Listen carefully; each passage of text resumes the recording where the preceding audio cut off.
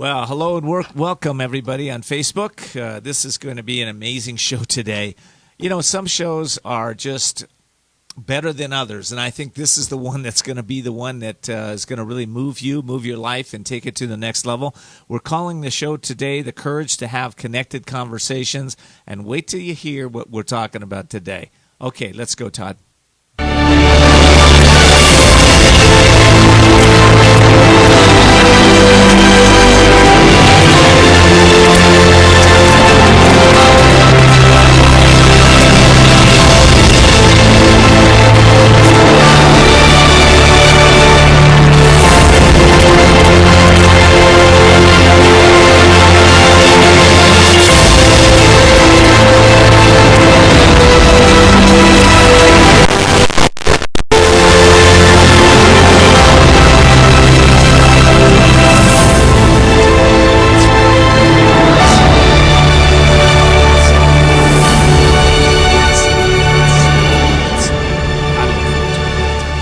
Listen, what is it that you really want? Have you ever thought about that? What is it you really want? You know, a lot of times we're in spaces where you're living kind of a little mediocre life, right? You're just struggling. Things are showing up day in and day out, and you'd really like things to be different. Well, you know, it really starts with clarity, doesn't it? So we got to get really clear with what it is we want, right? So that we start to talk to ourselves in ways that promote us getting what we want. I can't tell you how many people I've coached over the years that they just have a mental vocabulary that stops them from generating success in their life. They've had, a lot of times they have start-stop success. They come in, they start doing well, and then things stop, and they wonder, why did it stop? Well, a lot of it has to do with that mental clarity, that mental habits that we have inside of ourselves. So today I'd like to kind of talk to you a little bit about getting what you want, right? So it all starts again with the inner communication. So let's start out with this. You know, think of one thing that you really want to have today. Think about it, okay? Now think about one thing you want to have in 3 months from now and 1 year from now. Think about it. And visualize it this way. Visualize it as a mountaintop that you're going to climb up. You're just going to climb the mountain, okay? And along the way, you're going to have, I don't know, there might be a rock slide along the way. There might be rainstorms. There may be people you meet along the way that give you a helping hand up. There may be people that come and show you the way, guide you along the way. You know, sometimes on that going up that mountain, you might feel a little lost. Well, you know, that's a bit how it is when we're setting something that's a little bigger than ourselves to accomplish, right? You know, I've learned in my life to not set goals, but to set habits, right? You know, goals are great, but what happens a lot of times, the goal is, in fact, even the languaging of a goal, it's in the future. It's something in the future, right? A habit is something that you're doing right now. So when you start to think about, well, what's the success habit that I want to create so that I have clarity every day and so that I can start to take my life to the next level, right? Well, I think planning is a piece of this, right? So let's think about that. So you got to have clarity of what you want, where you're going to go, that mountain you're climbing, and then you kind of have to plan for things happening during the day. Now, this is where a lot of people get stuck, all right? And because we have challenges. All of us have challenges, but there are four primary challenges that I think we have, and I'm going to name them so you can start thinking them in this term. Because I realize that when we plan and we know that something's going to come our way, we can usually do something about it, right? A lot of it has to do with our mind and how we use our attitude. All right, so the four types of challenges. First challenge is the tornado, right? This is you wake up and somebody's in your face telling you what they need. This morning I know we woke up, when our daughter came in and said, hey, man, the kids are sick. We got to take them to school. We got to do this and that. The tornado is there, right? So that can happen, right? The next type of challenge might be the distractions. Oh, you wake up. Oh, I got to answer that email. I've got to go take care of something that I can't believe I have to do this right now, right? So, but there's distractions that come in our life. And the third is the pleasures, right? Do pleasures take you off track from getting clarity? Oh gosh, I think I'll go down to Starbucks and have that latte and in a little half piece of pound cake, right? The pleasures can take us off track. And finally, the one that I think hits a lot of us, and I don't have a good word for it, but I call it the illusions, and they're really they're all fear-based, right? So, for instance, this morning when I was driving to studio, I was dropping my wife off, and she was taking her time getting ready, which I like her to do, but we were running what I considered late, right? Well, I could have reacted to that and said something to her and got upset and, and had a lot of energy in the car, but I said, no, I already knew that was coming. So I'm just relaxed and calm and cool. So why is it important to plan? Because listen, challenges are coming, right? If you know they're coming, you can remain still, remain in your calmness, remain in your inner presence, your inner peace, and not react to them. Now, what happens when we do that? What happens is our clarity expands. We get clear with, oh, okay, I'm moving in this direction today. Here are the 3 most important things I'm doing today to generate success in my life. I want to pause for a second because I want to say this. Every successful person I know has an inner dialogue, an inner clarity with how they speak to themselves. And they speak to themselves in positive, upbeat, powerful ways that help motivate themselves into accomplishing things that most people don't. And I will say this, the reason I don't set goals or have task lists is another reason. Because a lot of times if we have these goals or these task lists, we check off the easy ones first. It's kind of human nature. Oh, it feels good to check off all these things, right? But I found this, is that if we do the worst first, do the biggest ones first, that's where we get the greatest leverage in our life, and that's what propels us to success.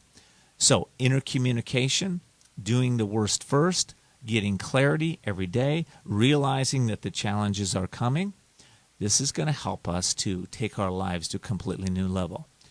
So I want to thank all of my listeners, first of all, for listening to this show, because I get some great feedback, great comments all the time on this show, and I want to reward you for that. So this week, I'm giving away my Release, Renew, Evolve ebook for any of the listeners right now on Facebook who make a comment on the show, or if you're on Instagram, make a comment, and tag 2 friends who enjoy the message of the show. If you do that, and you just, I'll be looking, okay? Anybody that does that, I'm going to send you a copy of my book, and to really help you to take your life to the next level. Now, what's in that book, Release, Renew, Evolve? That book is all about getting clarity with some of the negative talk that you've been telling yourself so that you can really release that negative thought and start focusing on what it is you want instead of is what you're maybe getting right now, right? Now, it's just as important, I believe, one other principle here, to identify what it is that you don't want, okay? Because if you, let's say you don't want to have debt, you don't want to have poor relationships, you don't want to have ill health, you don't want that, right? That's good, okay? Now, what I want you to do then is to turn that around into what are the 3 most important things that you want right now? And maybe it is all about inner clarity, okay? Maybe for you it's about getting clear with how you're talking to yourself, how you're communicating to yourself, and what it is that you really want to be saying on a consistent basis. Because I'll tell you this, energy is increased when we start to speak in positive, upbeat terms to ourselves, when we stop pretending like everything upsets us, when we stay in our power, we stay on purpose, we stay connected to why this is important to us, your life will change for the better.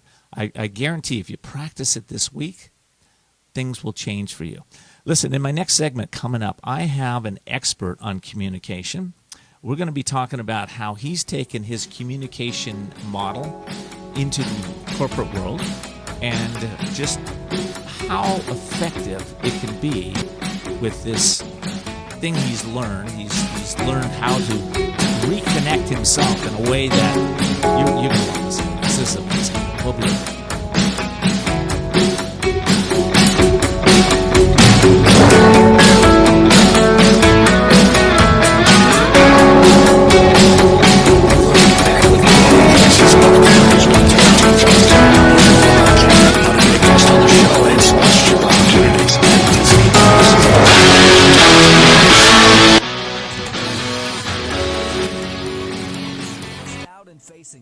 Business challenges goes hand in hand with being an entrepreneur. But there are solutions, and it's time to explore the possibilities. You work hard as an entrepreneur. Give yourself the break you deserve. Ken D. Foster is the business coach for you. Ken has over 21 years of experience with leaders just like you, who trust to share what is truly going on in their business and that thing called life. You're invited to set up a free confidential consultation with Ken. His wisdom, guided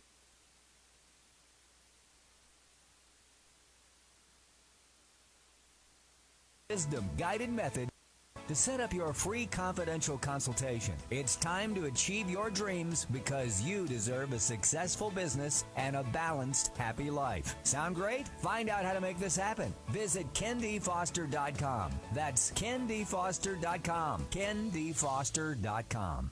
There comes a time when you know you need to restart and regain control of your life. A time to seek freedom from the anxiety, addiction, and other issues that may be bringing you down. A time to heal and re-emerge as the real you. Villa Kalima is a holistic residential recovery program exclusively for women for individualized treatment. Villa Kalima offers proven clinical and holistic therapies for the mind, body, and spirit to assure sustainable recovery. Villa Kalima focuses on healing the cause, not temporarily masking symptoms. It's the only way to truly recover and find yourself again. Villa Kalima is located in a beautiful, peaceful, resort-like setting and is a licensed and accredited residential treatment center accepting a variety of health insurances. Start your healing and renewal today by calling Villa Kalima in La Costa, California at 760-814-8214. 760-814-8214. Villa Kalima, a place for transformation.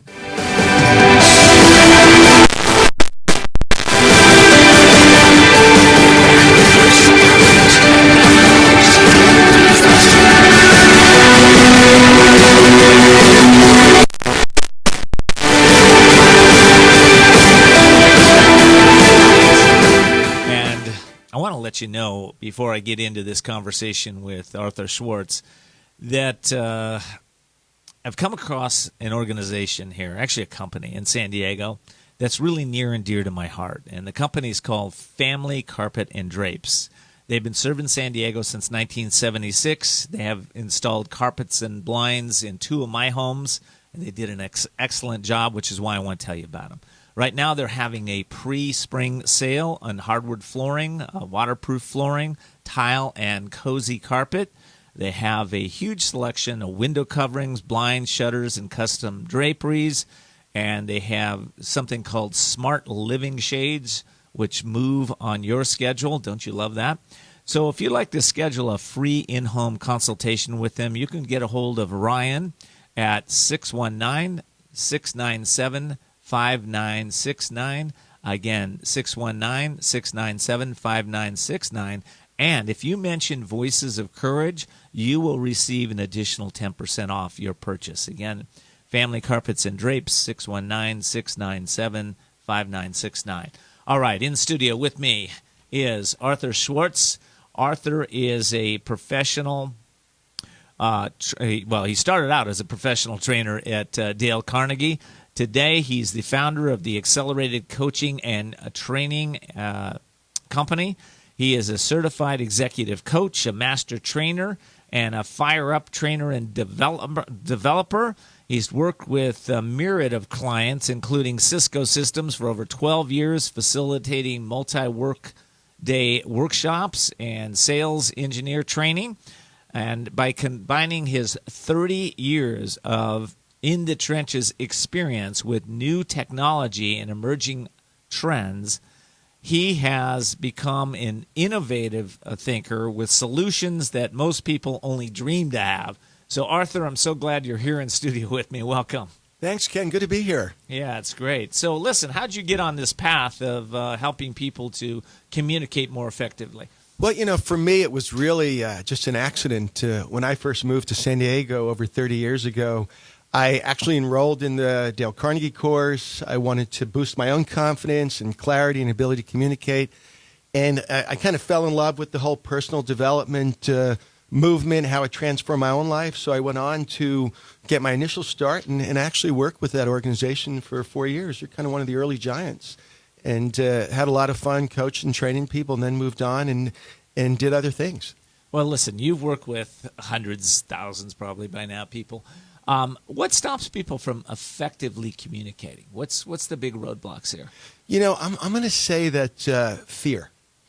We all invent fears around what people are going to think, how they're going to respond. And so what happens is the communication becomes more about me and less about them. Right. And so when that happens, there's a disconnect. So I think getting people to just overcome that we all are the same, we all have the same feelings and thoughts and emotions, and just to be okay with that. I think that's a hard thing for a lot of people to do, and I think it stems with what this show is about. It's a lot of people are living from the outside in, not the inside out. So they're kind of basing all their judgments and experience on how other people look, how they show up, what they say, what they do, as opposed to who they are. Is that accurate or not? Yeah, I would say it's very accurate. A place of love than a place of fear. It's a much better way to fill the void. So, I meet a stranger and I'm in a company, because you do a lot of work in companies. I'm in a company and my boss is constantly on me and doesn't really like me. How do I come from that place of really wanting to connect and communicate with them effectively when I have somebody like that showing up? So I'm going to say maybe that's first an assumption that the boss doesn't like you. And what we all do is we tend to all build story to support the way we're feeling about an experience, in this case, your boss. What if you were to change that story and have it be a story that's more empowering for the both of you? I would imagine that your boss would then respond differently to you in your next connection with him. I bet that's right. Yeah. I bet that's right. So I have to change my story. Well, gosh, a lot of times I get stuck in stories. I think everybody does. Like the story of, I'm maybe not enough. I'm not a good communicator. My boss is going to, say something negative to me. We make up stuff all the time. Right? Absolutely. Yeah. And so I think we always get to be right. So if that's the story that, you've created, where there's thoughts, emotions, and feelings associated with that, then that kind of self-fulfills itself. And the flip side of that is if we could change that story. I know, not to sidebar it, but you're a scuba diver, and right. You kind of jumped into that knowing that you had claustrophobia at one time. That's right. Similar situation myself, claustrophobia, got into diving, loved it, realized that the dive instructor was going to take us through a cave underwater. I said, no way, I'm claustrophobic. So that night before, I changed my story around the experience of what it would be like to go through a cave underwater. And the result was it turned out to be a positive experience. Wow. So we get to change that. Well, that was something that I really wanted to do. And I think, when we're really driven, we really want to do something, there's something in us that will bridge the mountains, right, to do it. I think that in public speaking or speaking in organizations, especially if you're trying to communicate effectively, as you mentioned, fear is there. In the fear of let's put it this way: fear of public speaking has been said the number one fear in the world over death, right? But I'm not sure that everybody's speaking in public. I think people still feel those fears when they're one-on-one. They feel that connection, like something's going to happen. So it's interesting when you say that, because it's true. People have that fear. It's a greater fear than death. And I think because with death, people can't give you their opinion afterwards of how you did. Now, it's interesting when you change the story that it's not a presentation you're delivering to multiple people. It's just a series of connected conversations that you're having with people. It reframes for you the way you communicate with people. And we coach on really having people, when you're up in front of a group, to really look at people for 3 to 5 seconds. So you're just talking to that person, and then you have that same conversation and connection with the next person, the next person, the next person. All of a sudden, it doesn't feel like you're up there trying to present to many. You're just trying to connect to one at a time. Well, that's really good, because I think as we change that inner dialogue, as I mentioned in the first segment, it really opens up possibilities for us. So there's probably people listening thinking, God, I'd love to be able to speak in public, but I'm afraid, right? Or it feels uncomfortable. It's not for me. I was never meant to be a speaker, whatever the story is. Right? Stands for something. At the top of that ladder is the outcome. So we always say to win the presentation game, you got to change the game. To change the game, one of the first things we tell people, start with your outcome. You're going to be so much better mentally prepared and leaning in with confidence if you start with the outcome. And the outcome is, what do you want as a result of this? So before I came in here today, I visualized that you and I were going to have fun. It would be collaborative. People would enjoy it. So I walked in here mentally preparing myself for that experience to set up with you. It's no different when people present. And so that mental preparation is at the bottom of that ladder. It's got to be a strong foundation. That's good. And so it's really about... a lot of times people hear this and they think it's too simple, right? But I want to say this to our audience. There's neuroscience behind what we're talking about here, right? When you start to visualize, when you start to mentally prepare for your speaking, you start to change, you're changing your cells in your head, right? And you're starting to feel your power flowing through you, energy flowing through you. Absolutely, and I'm glad you brought that up. I'm also a certified practitioner of conversational intelligence, which is all about neuroscience. And what happens in the brain is, relative to you and I, about 0.7 seconds, you decide if you like me or not. And the trust is there that quickly, simply because of our physiology. So if people in their brain are deciding that they're going to have a great experience, that shows up externally in their physiology. That's awesome. Listen, I got to take a break, but let's come back. Let's focus a little bit more about the neuroscience of public speaking.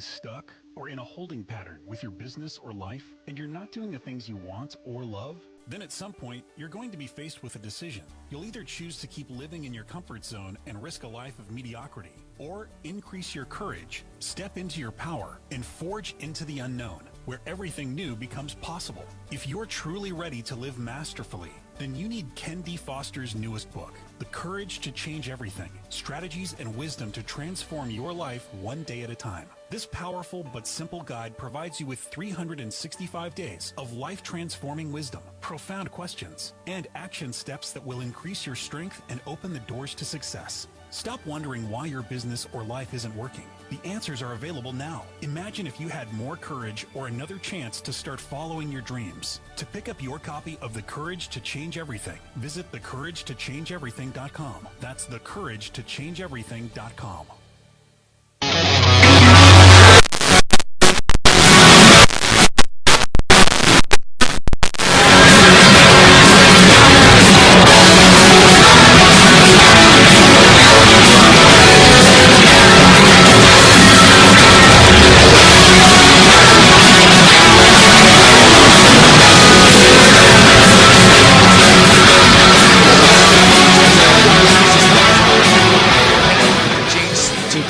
That are really empowering, that take you and your business and your life to a completely new level. Well, that's what we're talking about today in studio. But before I get back to Arthur Schwartz, I want to let you know that as a business owner, your online presence is more important than ever. People will look you up online before they ever pick up the phone. That's why the image of yourself and your branding is of vital importance today. Well, listen, I've come across one of the top photographers in San Diego. Her name is Ann Landstrom. She can work with you, by the way. If you're not in San Diego, she can work around the country with you. People fly in all over the place. She flies all over to work with people. But her photography is second to none. You can find her at annphotography.com. That's annphotography.com. I recommend you give her a call. She promises to give you images that will bring out the best in you and your business. Again, that's annphotography.com, 760-610-6263. Let me repeat it one more time, 760-610-6263. Arthur Schwartz is in the house, and Arthur and I are talking about neuroscience of public speaking, and where are we going with that? Well, one of the things that's important when you look at the brain and the neuroplasticity of the brain is when you could put certain things on autopilot. For example, what we've developed is a system. So any content that you have can be put into that system, so then you could focus on your audience, connecting with people, and I'll walk you through that system and share with you how that works, because anybody in the audience that's listening can apply this in any type of communication. Let's do it. Let's do that. Let's step through that. Starting with the outcome is the one thing we recommend that you start with, because when you focus on the outcome, everything else falls in place. Now, where do you go from there? You want to make sure you're mentally prepared. And to do that, just like athletes do, you want to look at those optimal performance thoughts and emotions that you can create, very positive ways that you self-talk to yourself. Mm-hmm. And from there, you've got that foundation. Then we walk you through the fire-up system.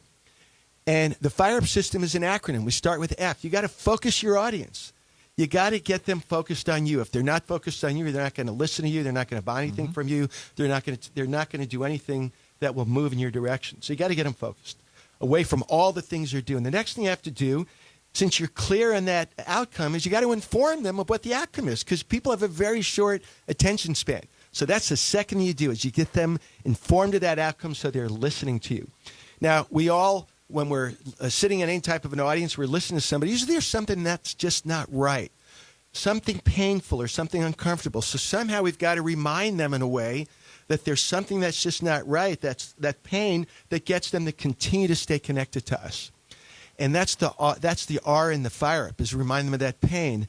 And the third, the E in the fire is to be able to educate, empower, and entertain your audience. Where you say do things in threes, well, you got to educate, empower, and entertain that audience so they'll keep listening to you. That's good. I hope we're doing that today. Yeah. All right, good. What's the next one? And the next thing you want to do is you want to use that pain that they've shared with you and connect it back to whatever you've educated them on, so they see that your solution points to helping them to address that, getting rid of that pain. And the last thing that most people don't do, they don't propose some type of a commitment or a next step moving forward. You might know of people who've done that. Well, I do. And speaking of next steps moving forward, so those of you that are listening today, if you'd like to connect with Arthur, he has a gift for you. And you can go to Accelerant. Yeah, by the way, you are an Accelerant, man. I get that. So the website. But before I give the website, tell them a little bit about what you got so for. What we're doing, we're actually doing this 2-day Fire Up Your Presentations training here in San Diego. It's the first time we've done it publicly in years. We do it all over the world for major companies. And we have a couple of introductory sessions. One is February 26th, and the other is March 12th. And if you go to accelerantcoach.com, ACCELERANT coach.com/courage, the first 20 people that enroll for either of those evenings will receive a book written by our founders called How to Win the Presentation Game, 52 tips. Okay. It's a great little book. Okay, so Accelerant Coaching. Accelerant Coach. Accelerant, ACCELERANT Coach, COACH.com and /courage. Absolutely. Courage. Okay. So that'll get you that free book and an opportunity to come and see Arthur and work with him in this model to transform probably your speaking presence for forever, for life. And, you know, That's my guess. it even goes beyond speaking because it's all about connection, right? So you change your story about how you communicate to a group. You change your story about your life. Right, right. Well, I think a lot of people want to change their story. And what's two ways that we can do that?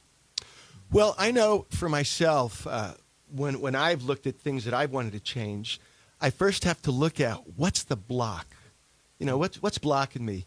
Is it real or is it just like made up? Right. And, you know, as I mentioned earlier with the whole story about scuba diving, I almost drowned in the ocean here in San Diego a couple of times before I actually went and got a diver certified. I could have easily just never put my toe back in the water. Right. But it was one of those things where I'm choosing to overcome that and have the water become my best friend. And the result is now I love to dive. Oh, I love that. I love that. It reminds me of the drill sergeant that taught me how to scuba dive at La Jolla Shores here in San Diego. One of the things he had us do is come out of the water and get on our hands and knees. I'm not sure why he had us do this. Get on our hands and knees and crawl all the way into shore with this, 100-pound tank on my back, right? Now, I didn't give up, but the lady I was dating at the time, that was it. She was like, I'm not dealing with this guy anymore. But fortunately, I didn't. But, you know, I think a lot of times that's what happens, isn't it? Challenges come, and, you know, we either move into overcoming them or they overcome us. Yeah, you know, they're just a belief. And I always like to use the analogy, Ken. If I said to you, what color is a stop sign, what would you say? White and red. And yield signs? Yellow and black. You know, and you're right. And red and white. Yeah. Yield signs were yellow and black up to the mid-'70s, but most people would still challenge you on that because there's such a belief about it. Isn't that funny? Yeah. Isn't that funny? I'm still I'm driving down the road seeing yellow and black signs, right? Yeah. I think I might chanch that perspective. See, you just shifted your belief about it. You know they're all red and white now. I do now. They're all red and white. Yeah, and they may be other colors that I'm not even seeing. I better look. Anyway, all right, listen. So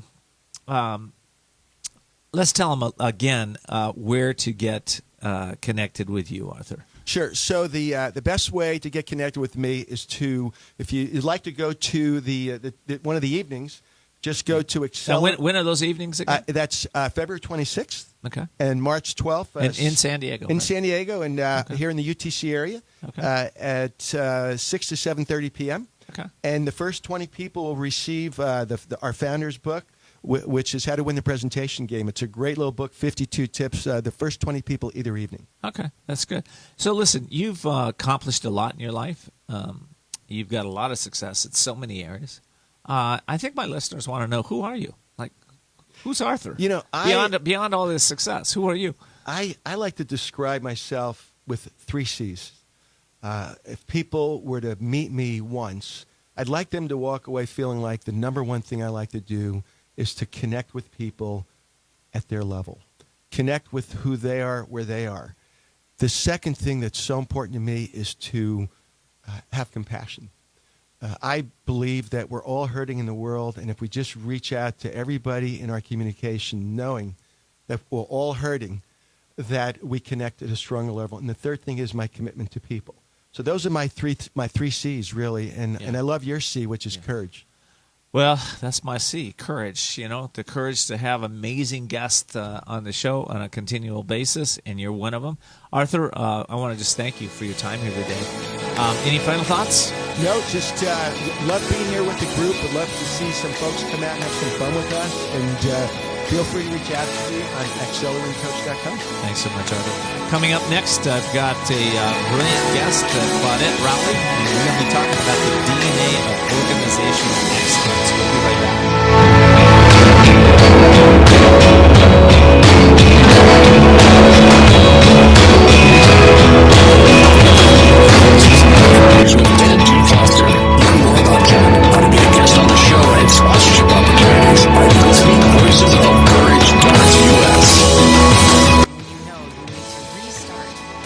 Control of your life. A time to seek freedom from the anxiety, addiction, and other issues that may be bringing you down. A time to heal and re-emerge as the real you. Villa Kalima is a holistic residential recovery program exclusively for women for individualized treatment. Villa Kalima offers proven clinical of health insurances. Start your healing and renewal today by calling Villa Kalima in La Costa, California at 760-814-8214. 760-814-8214. Villa Kalima, a place for transformation.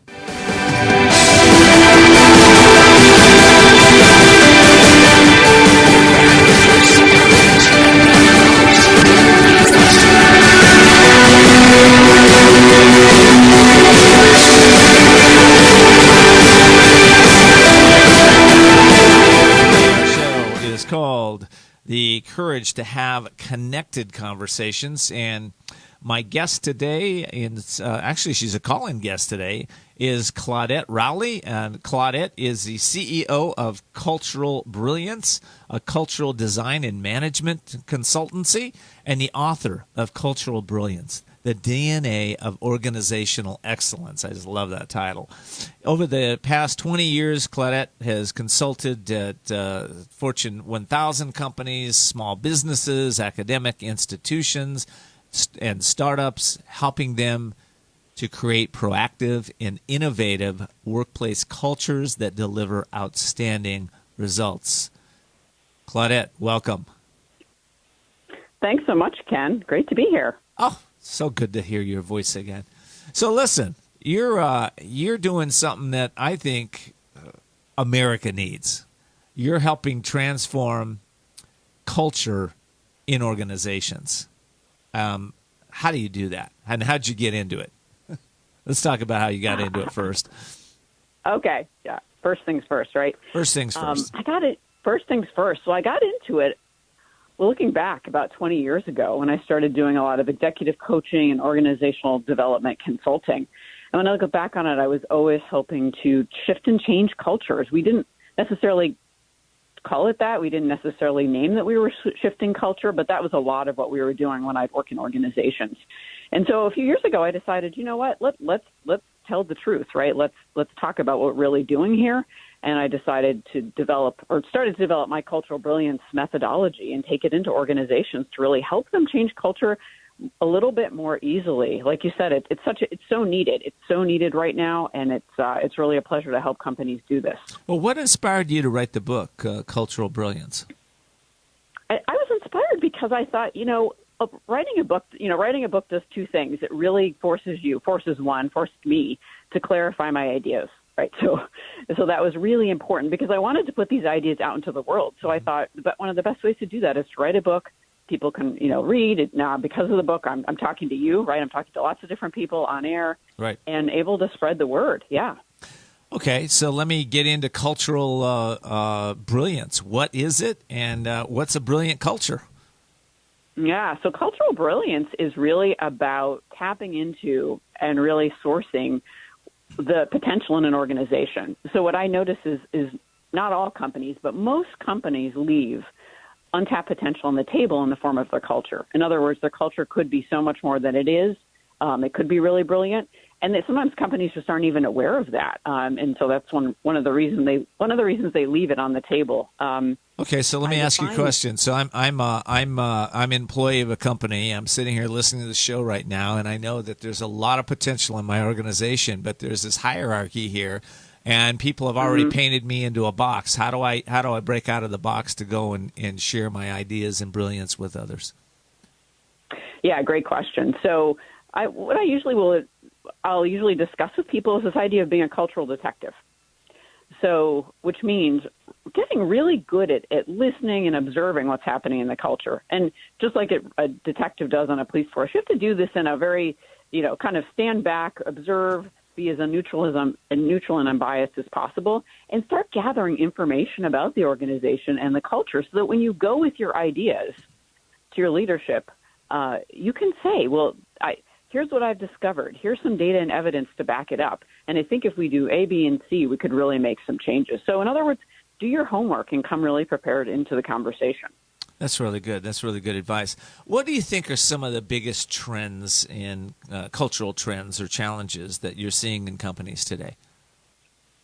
Well, we're hearing a lot, of course, about artificial intelligence and how that's going to change the landscape. I was just reading about that yesterday, actually. Right. And then a little bit closer to home, we hear a lot of people saying we want cultures that that respect us, where we feel trusted and that we can trust, right? That we're being told the truth, that there's some transparency. Well, cultures where we can bring forth our best strengths and ideas, that we can actually be innovative and use our talents. And that's a big thing I'm hearing, is that especially younger generations are saying, I'm not going to put up working for an organization that doesn't have a culture I feel comfortable in or that I'm energized or excited by.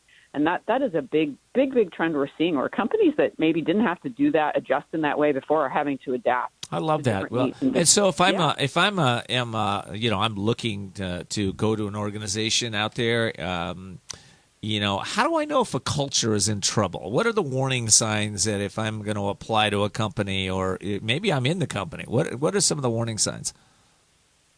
Well, some of the warning signs, some of them it may be a little harder to notice if you're applying, right? But you can ask questions to try to get to it. But one is that people are punished for telling the truth.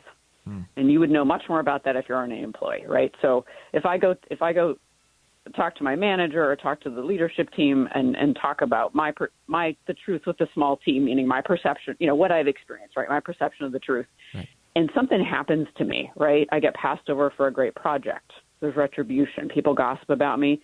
Then you have a cultural issue because that shouldn't be happening. Aligned closely with that is organizations that tolerate bullies, right? Where bullying behavior is okay because the bully is somebody who is a rainmaker or has the best account. The customers love them, something like that. I agree. I don't want to get into politics today, but I sense that we have a culture of bullying. It's permeates all of our culture, and it's that top down. I'm better than you. I know better than you, and you'll do it my way type stuff. Where how do we flatten that organizational curve where we're all connected? The secretary, the assistant is just as important as the CEO. They just have different roles. Yeah. How do we flatten that? Absolutely.